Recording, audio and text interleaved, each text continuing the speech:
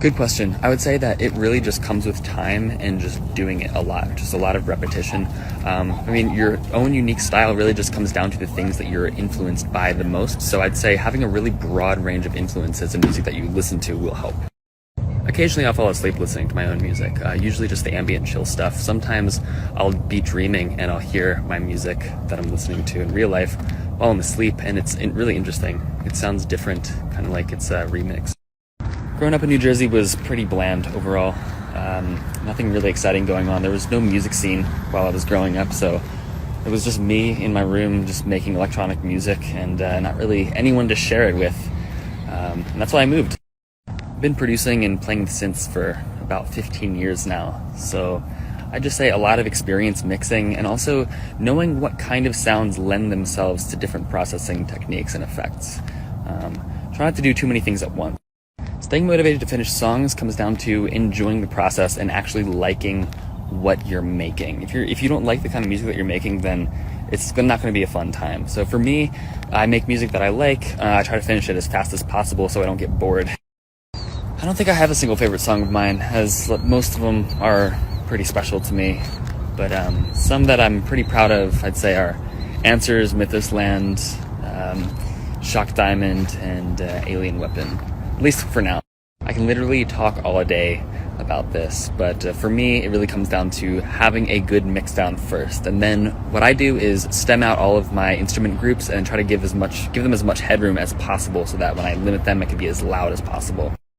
3 things. Make sure there aren't any conflicting dominant frequencies across multiple instruments. Make sure there aren't any resonant peaks that are excessive in your synths. And also cut out all frequencies that are not integral to the foundation of the sound. Yeah, Pixel Terror is great. I think that would sound pretty cool. Once I get some time and finish up these 10 plus collabs that I'm already working on, maybe I'll get to it. As far as I can remember, just one day back in 2014, I get hit up by Enhanced asking if I would be interested in remixing Juventa's Superhuman. And I did, and the rest was history. So the School of Bass is my sound design masterclass that I did with Dawn Nation, where I teach you pretty much all of my sound design techniques that I use in all of my music. So go check it out if you're a producer. Denver, Colorado.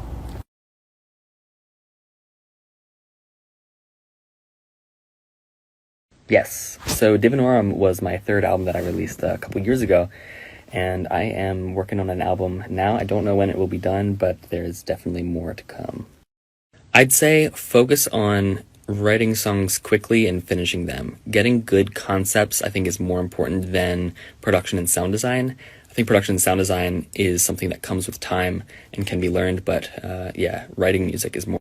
So originally I was really a big fan of just trance, and that was what I was into for the longest time. And then I heard dubstep. I thought it was kind of weird, and so for fun I just started playing around trying to make it, and then I kind of fell in love with it and decided to combine both of the styles together, and yeah.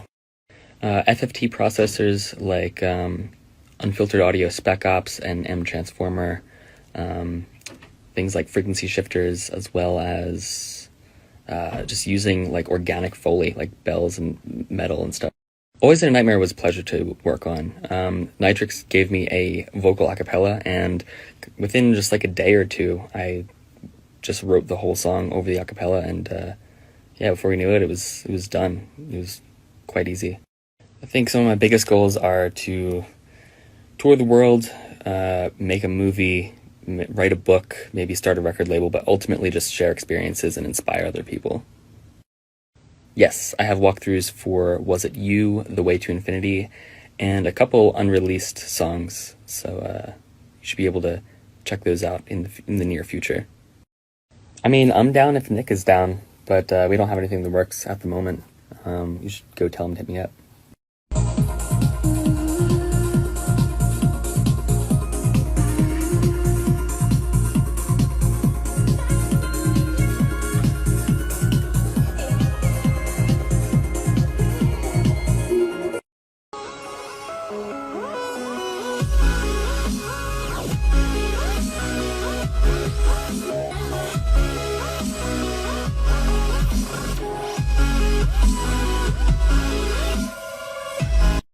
We don't have anything that works right now, but in the future, I'm totally open to it.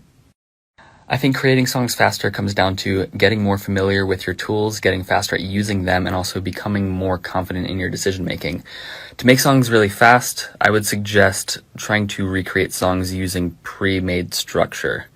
So start off with a saw wave, add grain delay, add a little bit of spray, random pitch, and then 50% dry wet. Add OTT at the end, and then duplicate out the grain delay like 8 times.